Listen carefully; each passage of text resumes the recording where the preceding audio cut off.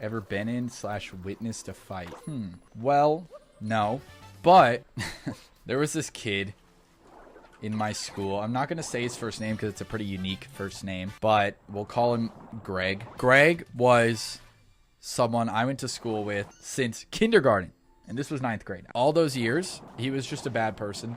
He was annoying. One thing that everyone knew him for was always being like, my brother's in the Marines and he's going to beat you up kind of thing. Or he would say his brother's a Marine, his brother's a firefighter, his brother's a police officer. It always changed. One day I was in class hanging out, and one of the people we'd hang out with was this girl named like Sam. And Greg was not the most sought after person in the school in terms of relationships. And on top of that, he was very forthcoming to women about his desire for them. And he was coming up to Sam and he was acting weird and saying like, oh, you should date me, or you should, oh, what's up, how's it going, haha. But not that smooth, not as cool as I was doing it. And I was like, hey, leave her alone. Do do do do do.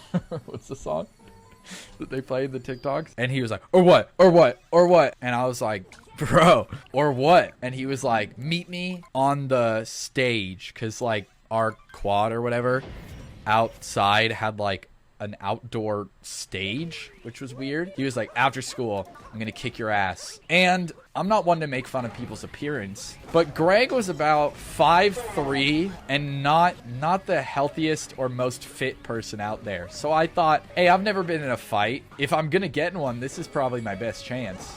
Wait, I forgot the most important detail. Oh my god. So he was like, meet me on the stage. And I was like, okay. And then he was like, oh, and this is not fake. This sounds so fake. This is not fake. He went, shit, wait, is today Wednesday? And I was like, yep.